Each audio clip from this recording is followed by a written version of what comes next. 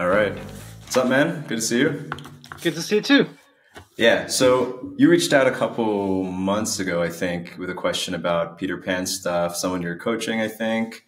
And then reminded me I had this book on my reading list, the Puer Aeternus book that I recommended to you. It's been on for years. I didn't read it because I was like, okay, I'm past this phase of life. It doesn't apply to me. It wasn't so interesting.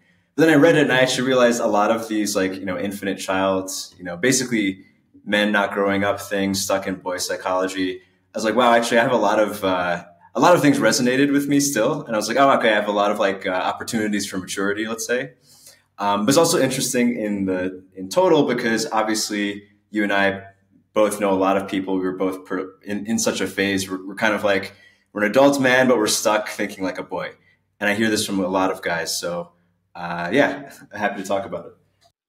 Yeah, it's really interesting thing because we spoke 2 times on your podcast, and I realized reading this book from Louise Marie von Franz, as I would pronounce her, very German. I realized reading this book that many of my problems were exactly coming from this eternal youth syndrome, this Puer Aeternus syndrome, and it was. I'm not out of it for very long because you said that you thought it's behind you for some time now, and I'm definitely also past a big chunk of this syndrome, but like I now realize that man, I was really deep in it. Yeah. Yeah. And like a lot of her case studies, and she's kind of aggressive in her tone. I don't know if it's just, I'm reading obviously an English translation. So maybe that's, I don't know, maybe it's a cultural thing, but she seems like, she's very almost angry at men who are like this. Like they're not men yet. Like she says things that you probably wouldn't say nowadays, if she was speaking to the public. But a lot of it was like, damn, like I feel like she's almost yelling at me because I can see how, obviously more when I was younger, but like, basically all of her case studies, I felt like applied to some part of my life, like attachment to the mother. Actually, the big thing was living in fantasy, like living a whole life in my fantasy and then not doing it in real life. For me, especially with women, when I was younger, like I would become infatuated really fast. And then imagine a whole relationship with someone maybe I saw on the bus, just because she smiled back to me. Like, and it's maybe a little cute or maybe a little sad depending on your perspective. But I've also met a lot of guys who are like our age, maybe even in their 30s, who kind of live this way, even if they're functional in life and maybe they have a functional dating life and they're doing some sort of work. It's not like they're a total loser. They still kind of live this way where they're kind of not really living their real life. And I quoted a few things from the book, but one of them was this idea that men who are in this phase, they kind of feel like the life they're living is their provisional life. It's like they haven't started real life yet. Like one day they'll start real life. And I'm like, yeah, I definitely have had that perspective. And honestly, even though I don't like to admit it, even now a little bit, like there's this maybe some like lurking idea, like my real life is going to start maybe a little bit later, which makes no sense. Yeah, I found the term provisional life very, very, it's a very a good phrase to say to describe the moment of, having the feeling that you're almost there, but forever. Like you have this great idea, your day will come for sure. But you can stay in this state of mind basically until you're an old man. Yeah. Yeah. And it's really hard. Like I also thought like how to explain guys that are stuck in the phase and the guys that can't really touch reality, touch ground and do something. I think it is almost impossible to explain them in a philosophical sense, in a theoretical sense, what to do. Because how do you explain with words to become, to do something in reality. You know what I mean? Because what we're doing now is of course, debating or talking about something in theoretical ways, but it's exactly what is not asked to do. Actually, what we're doing right now is what a pure Aeternus would do, Yeah, exactly. You would put on theory, you would make theories like, how can I do this? And, I talk to these guys and they're all like, they have great fantasy, and they are interested in politics, and they can even name birds. Oh, did you see that bird? This is this eagle that only catches these fish, and they know plenty of stuff. But like when it comes to practical things, like what have you done today? It lacks this. Yeah, and how do you? And that's my question. I mean, I don't know how, because you have much more obviously experience with those guys. How do you bring somebody to understand that you should do something practically?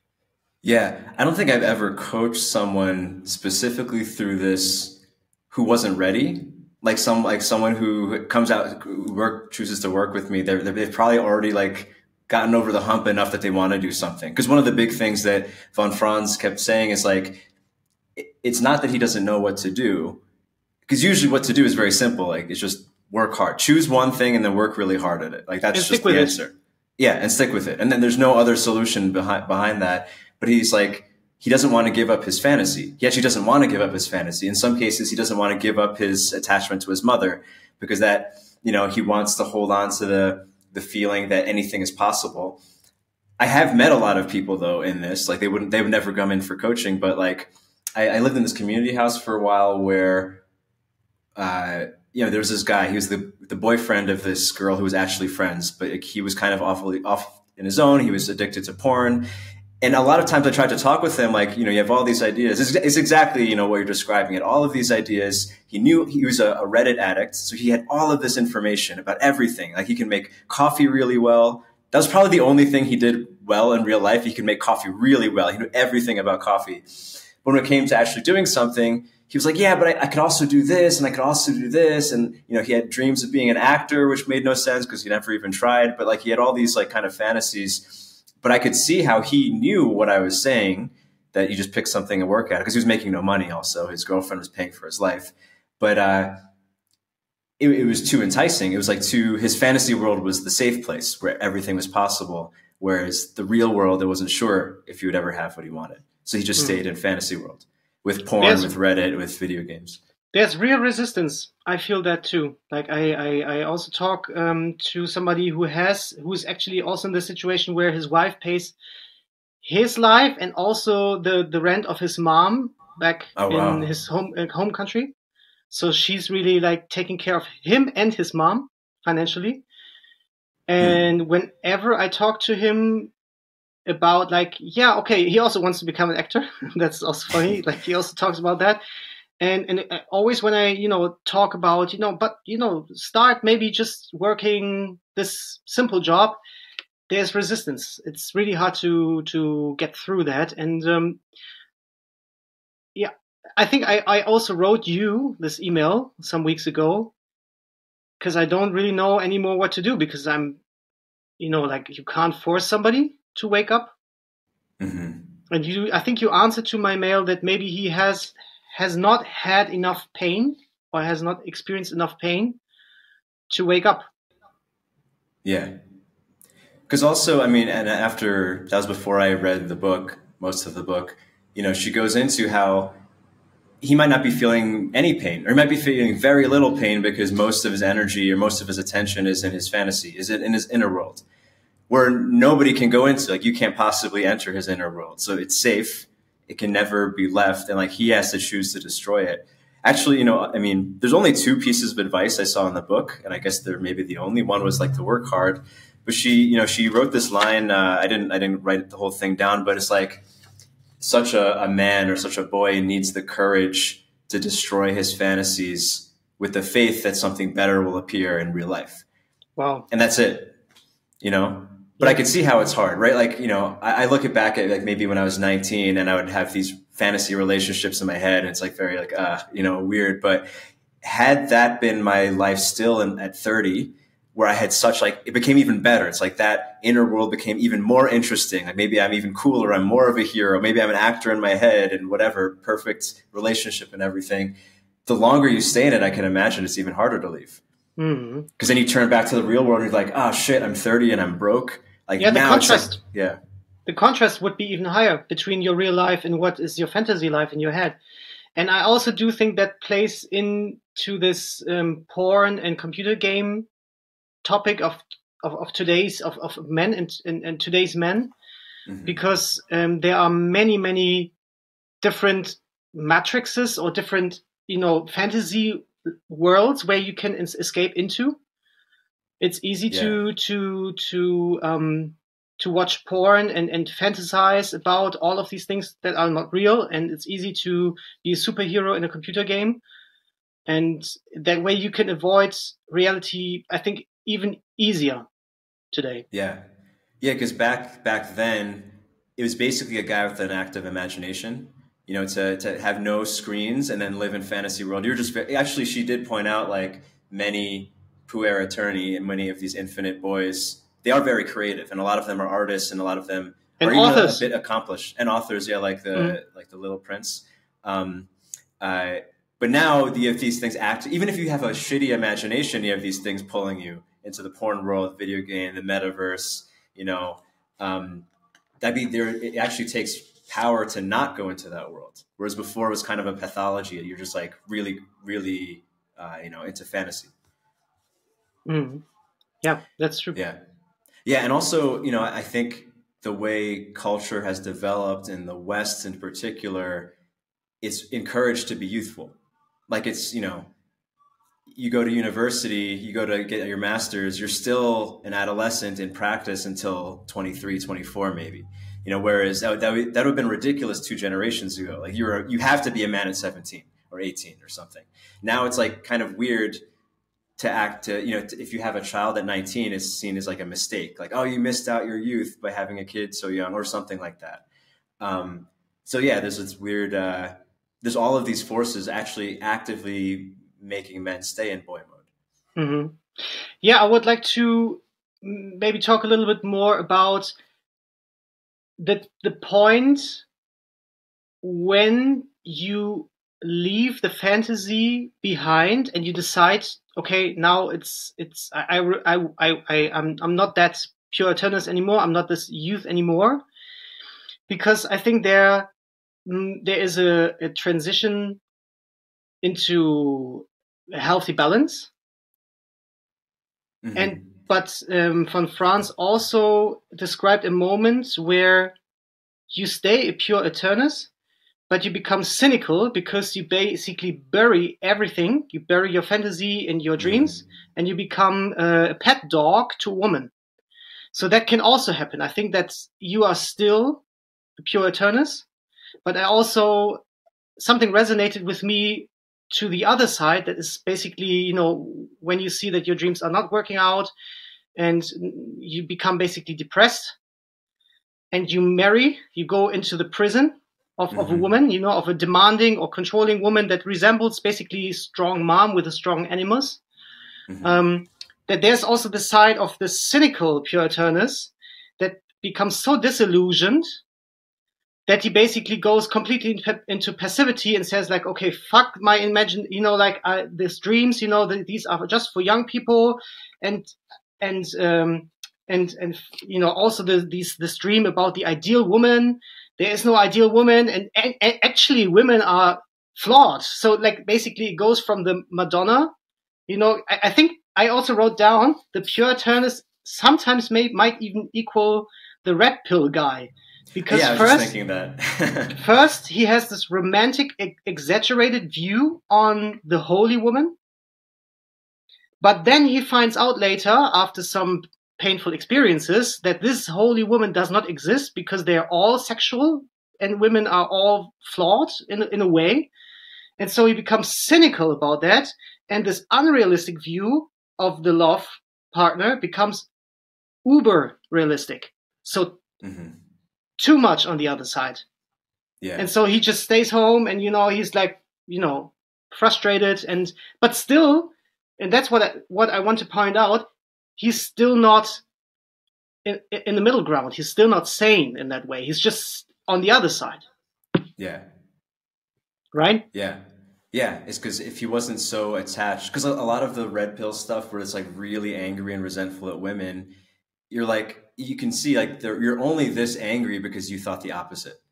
Right? Like if you didn't put women on pedestals, you wouldn't be so angry at them because you put them on a pedestal. Like if you just had that healthy, relationship from the beginning. Yeah. So how do you kill your dreams for a while, but then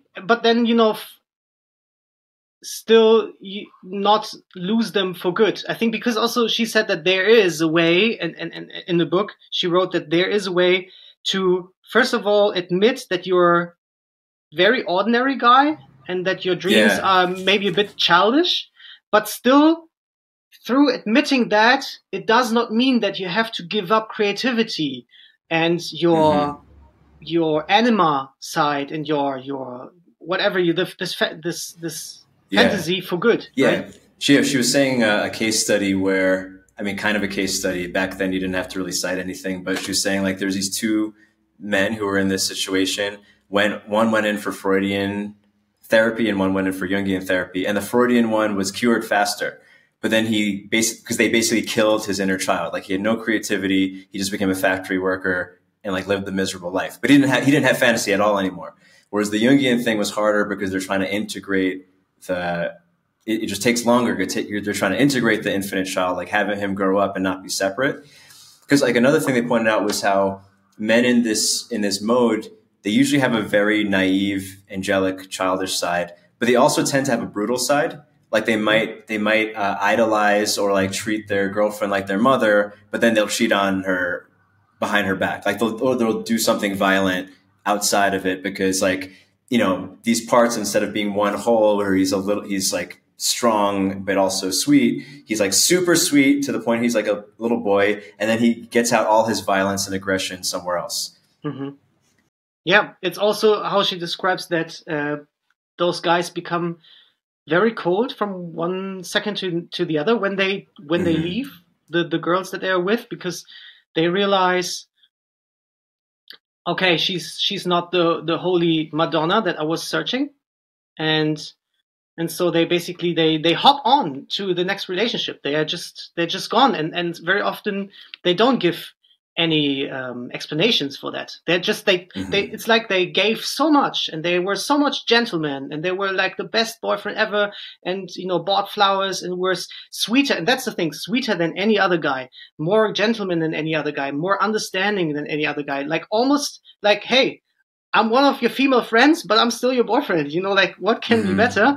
And then from one second to the other, they say like, fuck it, I invested so much into this girl, she's not worth it, I move on. And then they're gone. And I think that's a result of giving too much before. Yeah. Which kind of applies to everyone in every situation, right? Like if you compromise yourself, some part of you feels like you deserve it in return. Like if you give more than needed or more than asked or more than you wanted, and then you're more quick to like be fuck you to the person because you felt like you didn't get it reciprocated, like this unfair standard. You become resentful. Yeah, it's the covert contract in No More Mr. Nice Guy. Yeah, exactly. Yeah, because I think there's different types or different levels of functionality with this type of person, right? There's the incels who just complain or live in fantasy, the porn addicts. But then she speaks about Don Juanism. And then, like what you just mentioned, like there's the Puer Aeternus who is actually really good with women. Like because he has that creative charisma. Maybe his fantasies can he's very charismatic because of it. Women are drawn to him. He turns them into their mother because many women have the opposite of that, where they want to be a mother to a boy, even though they don't really want to, their own complex. And it made me think of, actually, a friend brought this up on how nowadays, if you look at some of the men that are popular online, like Dan Bilzerian, Andrew Tate, like these guys who are rich and they get to do anything. They basically live the fantasy life like that most adolescents dream of. They have a different woman every week or something, that kind of thing. And my friend was pointing out how, 50, 60 years ago, you would never see this kind of person who like is glamorizing the Playboy life. I think, in the 1960s, people, even though let's say the 50s, people would see, oh, he's acting like a boy. He's 40 years old. He's still sleeping with a different woman every weekend. Whereas now it's actually kind of normalized. In fact, there are probably plenty of men of all ages who wish they were Dan Bilzerian. Because like what 15-year-old boy doesn't want to like live on yachts and planes and have like 20 women a weekend or whatever, this kind of hyperbolic fantasy. I'm curious what you think about that, because I actually didn't have an answer for him in that, like, yeah, now it's almost a noble goal to live this your whole life. I think it's also compensation. It's my first idea is that there are no role models for the in-between ways, like this fatherly archetype, someone who is strong, but also has integrity. If you search as a nice guy or somebody with mother, like a good mother son, if you search for integrity, the only thing that you can imagine it is through hyperdominance. So it's like if you lack it so much and you have not even achieved a little bit in reality, what you need is the extreme. I can just say this from my own experience. Living so much in demand of freedom, of agency. Agency was the thing that I was lacking, because I was so much a slave to a woman, as a nice guy, as someone with a mother complex, that my dreams were like really aggressive. Like also my sexual fantasies were really over the top. Like that's why if you're weak, you would consume hardcore porn just to feel that kind of dominance, like and you correction. feel yes, exactly. And I think that's why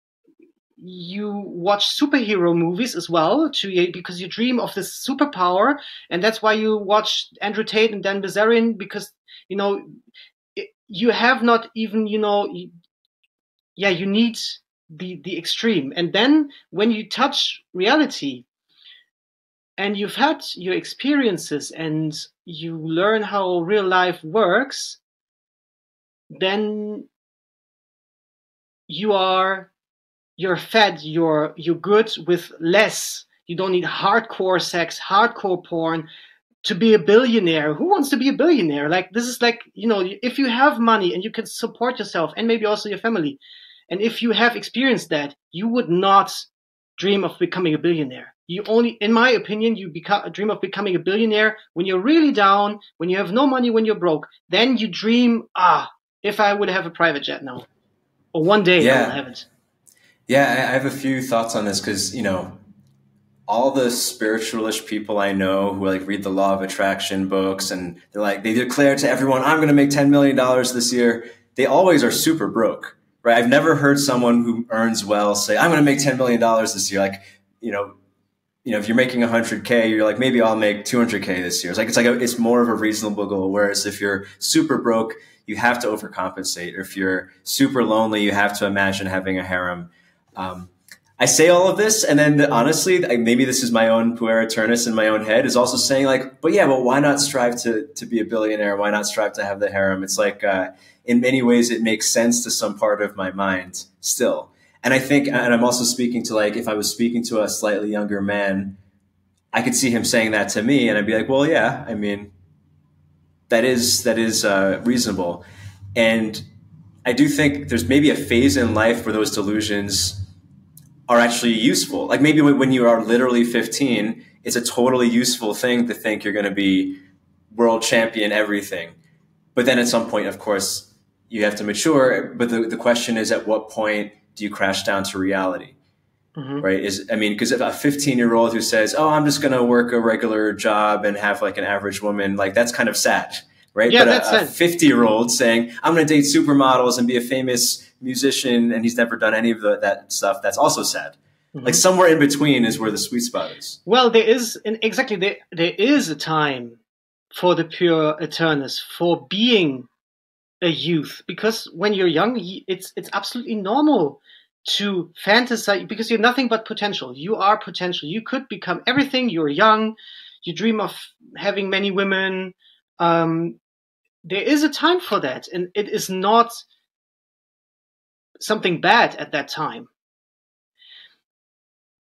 The reason, or because we have Andrew Tate being so famous and so demanded, and also Jordan Peterson, for example, just says or tells me, and they're totally different, but just tells me that there is a huge span in our generation, like from young also to older men who need that.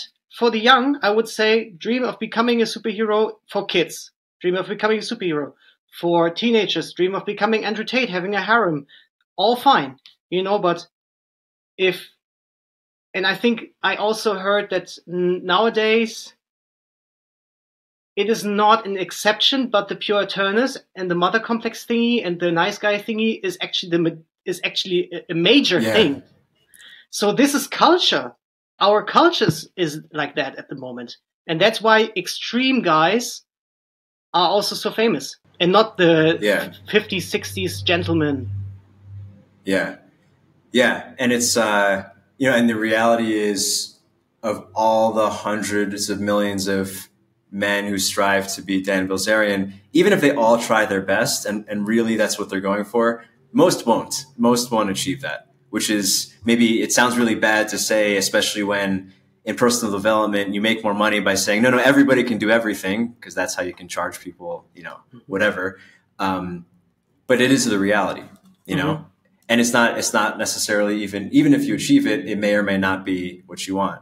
Something you said earlier reminded me of this, where she spoke about the female version of this, where, and obviously she was writing this, I think, in the 40s. So there were kind of more defined roles as far as men and women's work. But she was saying how for men it's work, but for women who are in this kind of infinite girl mode where they're sleeping with a different man all the time, they don't want to be held down, they don't want to get a job. A lot of them become prostitutes, at least back then. And I think even now, if you look at OnlyFans girls or Instagram models, maybe it's the same thing.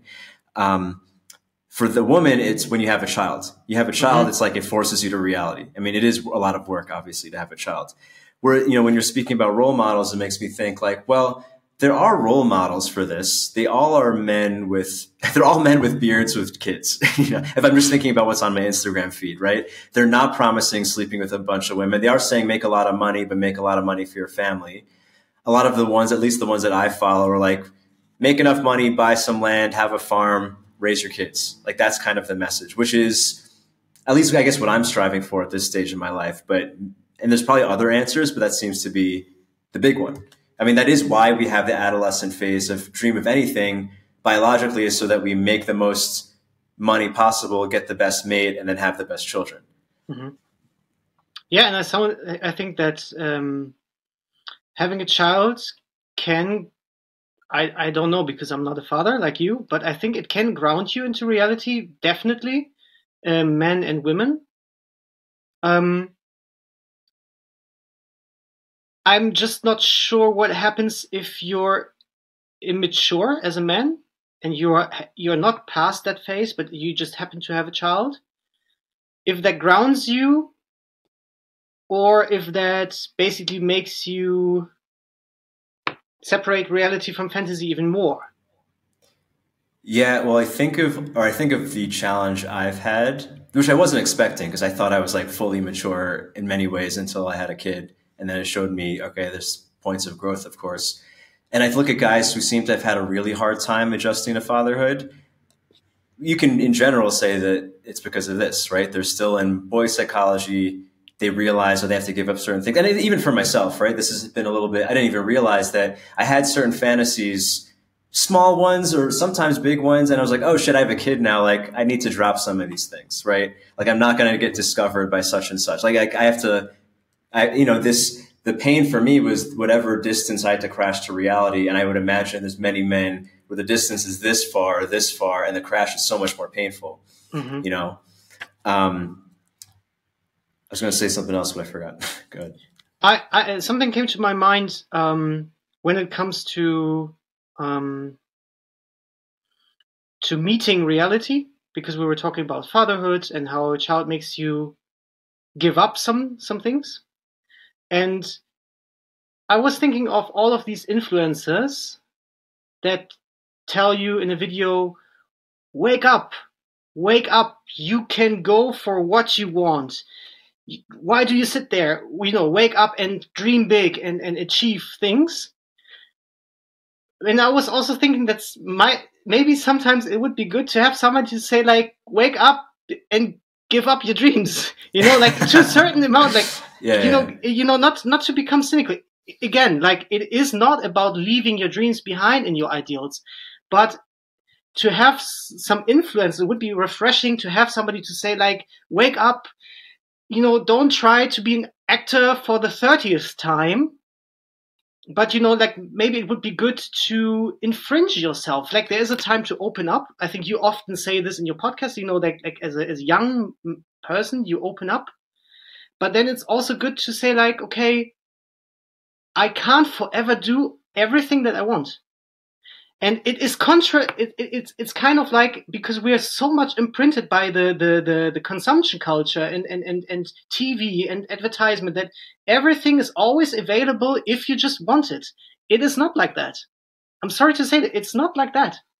It's not like you can reach everything, and to tell people that they can is just, for me, fucking up their brains. Yeah. Like, this is, of course, it should not discourage people. But, like, to sell the American dream to everyone, like, it's not everybody's. Yeah. But and to stay in between there is, like, really, really, really hard, I think. Yeah, because even, like, on the macro level, I'm remembering this. I think it's from Sapiens, where consumerism has tried to destroy family and, like, those types of communities, because if we're isolated, we buy more things. Like, we have to buy our needs. And but that also means we have to feel like we still have exploring to do, right? Like, tying in the child thing is, like, a lot of people I know who live in really big cities where it's so expensive that even if both people have good incomes, it's still very hard to have a child because the rent is so high, whatever. Almost by default, they're stuck in adolescent mode, right? They make all this money.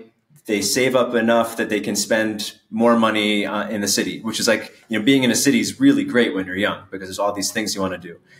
But then they never even get the chance, like, economically, they never get the chance to grow up because they don't have enough money to then have a child, and they feel like they're, like, choosing to be in the city so they can do more things, go to different shows, try different things.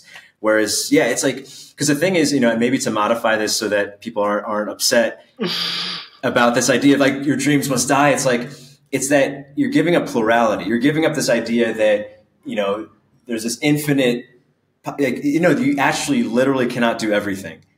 You can do one or maybe a couple things really well, and you have to focus your energy on that because you literally can't do every career, which is actually another thing that I resonated with in the book. It's like, I still think about all the life paths I didn't take. Like, they're not, like, consuming fantasies, but, if I'm on the toilet or in the shower, I might think, oh yeah, what would have been like if I moved there instead of here? What would have been like if I took this job instead? And honestly, it is a little bit of an addiction in me that this is my Puer Aeternus still. I still think about all of these things, which I realize I'm not going to become a chef. I'm not going to become a whatever, Yeah. But I absolutely get that. I have, like, because I was saying, like, kill your dreams. I think this is a bit harsh, but I just want to make my point. I can just tell you that from my own experience, I was always dreaming of becoming a rock star with my music. Like, this is also a typical thing. And I was actually dreaming of becoming a famous musician. And then basically the whole project crashed, and I had to realize that it will not work out. And today, basically, what happened is, after I realized that I will probably not become a world famous musician, I start making music again, but being relaxed and accepting that I'm just an ordinary musician or somebody that likes to make music. And fun fact, my music is heard by more people than ever before. And this is for me success. It is hard like to aim for, to appreciate success after basically you did not want it so much anymore. And this is what everybody tells, like if you leave it and if you accept kind of that you are ordinary and that it's okay to be ordinary, like in the sense of you're a human, you're not like a superhero and whatever, it comes back to you. I'm really, really sure that more qualities would open and more, and not maybe more possibilities, but what you do will become deeper in a way. Yeah, I'm really convinced of that. It's like kill your dream, and so it will come back to you. It's not like you will forever then just sit in an office and do boring shit. Yeah. It's not like that. Yeah, or give up the fantasies so something better can appear even. Yeah, exactly. Yeah. I feel like this is the lesson every time I take mushrooms. It's like, stop trying. Actually, I've had like intense mushroom trips where I felt like I was getting the message, stop trying to be someone special and just get a regular job. Mm-hmm. And like something kind of like so peaceful, like just go work in a factory or something and you'll be at peace. Right. As opposed to, I mean, at this time of my life, I definitely had, you know, Peter Pan stuff where I was dreaming about becoming something big and special and culturally significant, as opposed to, yeah, it's pretty good. Just have a regular job. You know, there's a lot of fulfillment in that. And like, you know, again, from mushroom consciousness, so to speak, when you feel like you're connected to the universe and you're like this one blip of life and this infinite time and space, you know, you could go into trippy mindset here, but there's something so beautiful about that who says you needed to be, you know, president of the world or something. Mm-hmm. And there's so much peace in that. There's so much peace in the realization that you're just another human. And actually, I think that's, I'm not as, you know, like this Marie-Louise von Franz is said it very, very nicely. She said, by accepting that you are part of the collective, that you're part of the human race and that you're just another human that can be ordinary, by accepting that you can be ordinary and that it's okay to be ordinary, only through that you become special. I'm not able to explain exactly how she came to that thought, but it resonated with me. There's peace in that. Yeah. You know, something I've said on the podcast a lot is and this is maybe even coming from my Peter Pan, where one of the things I love about coaching guys is just learning like another person's life. Like it's an ordinary person's life, but just like being able to play out, oh, this is what this guy's going through and this is his story. Like it's so interesting to me. Like I find it more interesting than most television. But, you know, if every man could see that, every person could like look at his own life, my ordinary life is so interesting to somebody, to have someone watch me 24 hours, like, or watch my emotional arc through my problems. Like that in itself is like the greatest drama. And it reminds me of the Alan Watts quote. You know, he has this bit where he's speaking about how imagine you could dream anything every night, like the perfect life. At some point you would get bored with the perfect life and you would want to dream some other life just for, you know, and then eventually you would dream your life if you did this every night infinitely. Mm-hmm. And that's really cool. Another thing I just was reminded of, I did actually do a mushroom ceremony recently, and I haven't taken mushrooms in a long time, but I was invited by this retreat center. And one of the things that I heard during the ceremony was real life starts now. I didn't even really know what it meant, but it was like this idea of like, oh, everything I've done the past 35 years was just, maybe that was my provisional life, but like now real life starts. So I don't have to think about what happened there. It was just preparing me for the next 35 years. And I was like, oh, there's so much peace in that. Whatever normal, boring shit I do the next couple of decades, that's pretty cool. Mm-hmm. It's great. And I think it's cheesy, but it's never really too late to start life in reality and be content with just being there and being real and doing ordinary stuff. And yeah, I think. Yeah. This morning, because I was thinking about this, I was remembering how right when I finished high school, I was thinking, man, I wish I could do high school over because like I know more things, I'm more confident, blah, blah. And then after college, I was like, I wish I could do college over because like I know more, blah, blah. And I even then knew I could do this forever. Like every year I could think, oh, I wish I could do that year over because now I know more things. Or I could pretend that I'm coming back now and living my life now and like really living it. Right. And, this is obviously a lot, maybe this is all Puer Aeternus, like mental masturbation, but there's some, you can use it for peace essentially rather than regret or fantasy. Yeah.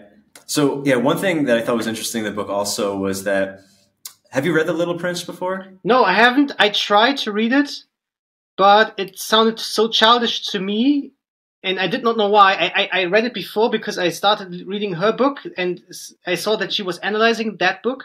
So I started with The Little Prince, and it was too childish for me. It did not resonate with me. But then, of course, in the book of Louise van Franz, then I got to know the content of the book. Yeah. Yeah, because now, so I read it a while ago because I've heard of it so often as like one of the most popular books. I didn't understand why people liked it because at first it's like a children's book and then the kid dies at the end. I was like, wait, this isn't a children's book. Like, I didn't understand the point of it until obviously her analysis pointed out the symbolism. And now I think it's like very beautiful.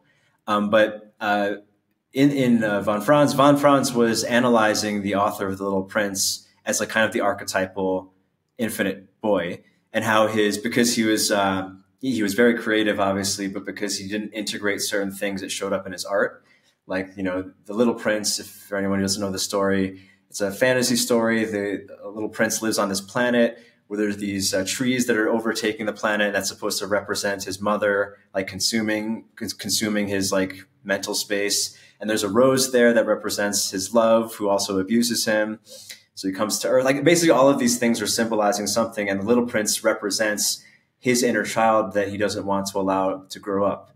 And the little prince even commits suicide at the end because, according to von Franz's interpretation, someone in Peter Pan syndrome is so like at some point becomes so disillusioned. Eventually they have to realize, okay, my fantasies aren't real. Life isn't worth living. And then they have some sort of death wish. Mm-hmm. And she even pointed to how a lot of Puer Aeternus, they end up dying in like car crashes or plane crashes, or they do something extreme where they kind of have a death wish because they don't want to be trapped by life. So they almost find a way to die. Mm-hmm. To be relieved of real life. That's why also she said in the book that as a Jungian therapist, you should be careful bringing somebody with this complex into reality, because when they crash too harshly into reality and realize too harshly that they basically live in a fantasy life, they become suicidal. And that's, now I feel bad that I was just talking before with wake up, like give up your dreams and everything. Yeah. But that's what she said. That's exactly, that there is a tendency and nostalgia about death. Mm-hmm. Yeah. Yeah. I mean, it's like that separation we were speaking about, like the richer you made your inner world and the shittier or the more you allowed your outer world to atrophy, the more painful it's going to mm-hmm. be. Like to give up your fantasies at 15 is normal. To give up your fantasies at 40, well, it's like, wow. And then you have to come to terms with the fact that you missed out on 30 years of mm-hmm. life. Perhaps. And I can tell you also something from my own experience talking about this nostalgia about death that is also, was also talked about in the book. That's something that she said, that the author said, is that basically by living in a fantasy for too long makes you dead in a way, because you don't really exist in reality. You avoid reality, and like playing video games, porn, escaping reality is kind of not really existing in real life. And I was never suicidal in a way, but I resonated with the not feeling alive part, because when I was so stuck in my nice guy complex and I was, chasing the idea of the ideal woman, of the ideal job, one day my day will come, one day my day will come, one day, every day waking up and trying to numb myself out with porn and Reddit and stuff, and reading abstract books and mind masturbation, whatever it is. is a way of avoiding real life. It is like that. And that is what also gives you depression. Depression is not feeling that like you have control over your life. It's like somehow, sleeping long, being very tired, trying to distract yourself from realizing that you're not living actually. But something in yourself knows that you are not living a life, or that you're not in reality. And not being in reality is really a shit place to be in. I was there. It's not nice. And feeling like nothing you do matters, which of course just increases the incentive to go back to fantasy world. I was seeing this thing recently. It must have been on Instagram or something about how men are no longer rewarded for working with your hands. Like there was a time not long ago where that was the best way to make money. It was like to be a farmer, a construction worker, a welder. Now it's like if someone doesn't want to get an intellectual job, someone doesn't want to get an office job, they kind of look down on, especially if they have the opportunity to. Whereas if you build things with your hands, like, I don't know, maybe there are construction workers who also have this. I'm sure there are, but like, it's almost a way to fight against it. Like to have made something physical, it kind of almost negates the belief that what you're doing doesn't make a difference, or that your physical life doesn't matter. And maybe this, honestly, I've never worked like a really labor job. I was a taxi driver. That's the closest thing I've done. But I could imagine maybe if you're like pouring cement or something where it's like anyone can do it, or like it's like not your own work, maybe you would also feel meaningless. But I would imagine like a carpenter who makes his own stuff couldn't possibly feel I have the best story. You gave me the best introduction to my story, because I'm a radio host here in Germany, and last week we just had a week in which we were interviewing everyday people that do manual works. So we had men that were carpenters, construction workers, all these different jobs that you can learn, and you build houses basically. And we always wondered, me and my co-host, like these guys were all happy. Like this is just my personal story, my experience. We had 5 days. Each day there were different guys, construction workers, whatever. And they were all telling us that they were happy to, in the end of the day, to see what they have done, see that they constructed a house where people can live in, basically, and they know what they did. They were not so much in their minds. You could really see that they were not stupid or something, but they were not so much like overthinkers. They were really like, also in the way they were they were answering in the interviews. They were straightforward. They were not hesitant. They were just really real. And that's what I said. This is exactly of the thing that I was not when I was in a bad place. They are so real, and they were so happy. But they work long, they work hard shifts, and they don't get paid as well as I do. But man, I was envying them a bit. They were really like, yeah. But they were fit also. Like they were physical. They don't go to the gym. They were just fit and balanced. They seemed really balanced to me. Yeah, this is something I've mentioned this a few times on my podcast too. When I was taking improv classes, one of my teachers said that athletes always speak better than professors, because athletes will just say what happened. Like, oh, I hit the ball here. I went this, like, there's nothing, they don't say, they don't say, they don't go, because they don't have, like, everything's so concrete. Whereas a professor, even the smartest, even Jordan Peterson, who speaks so well, you notice when he speaks, he has to go, like there's always a pause, because he's constructing something in his mind that's not real, as opposed to the simplicity of like, yeah, I built that. Because actually, I know a couple. I have one good friend who has worked on and off in construction. He doesn't think deep thoughts, or he doesn't speak about deep things. I shouldn't say. I don't know what he thinks about. But his favorite thing, which is even kind of annoying if you go drinking with him, is he loves to explain how things are made. Like he loves explaining like exactly how the bricks get laid and the mortar. And I'm like, bro, I don't care. But he loves talking about these like things, and he gets so much joy. And I can see he's so at peace that it's envious. Yeah. Yeah. It's really cool. Yeah. So this may actually, because, you asked the question, what do you actually do? We said kind of the simple answer that Jung said, like hard work. I was thinking also like, recently I was speaking to a client. He's not exactly in this mode, but he's in a position where he's made good money. He's still relatively young.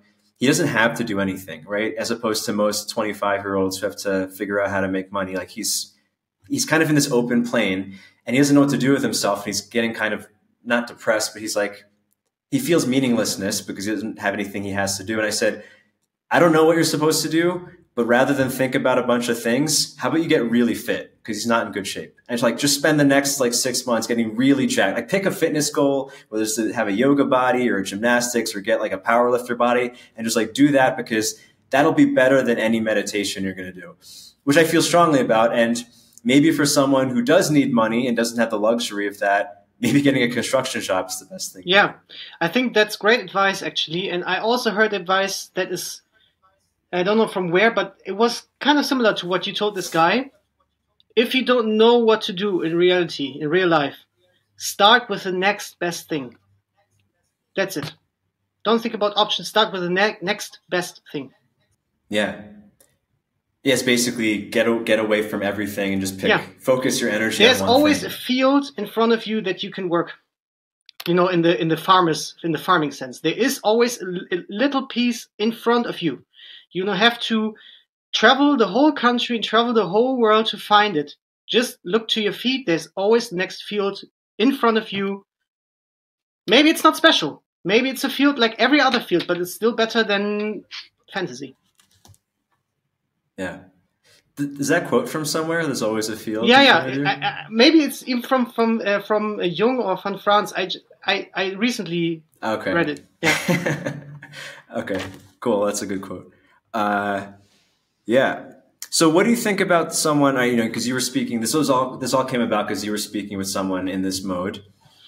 I'm actually curious how the conversations went, if it went anywhere with him. But to all the objections that one would have, what would you say to someone of like, what field? Like, what should I do?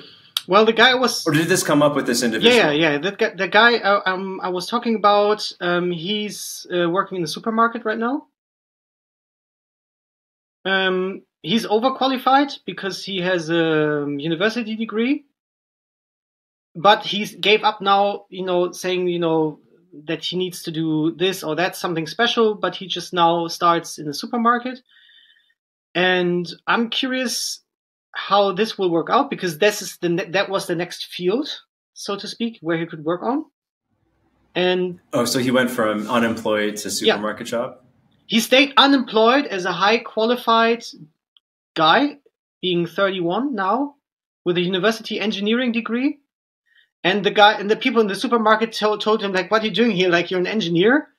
But he had such hard time to translate his the degree from his home country to Germany, because you need to sometimes translate your degrees into the German system, and it annoyed him so much, and it was so much pain to just go to university and talk to some people to make his degree legal here in Germany, that he stayed home now for a long time, not doing anything.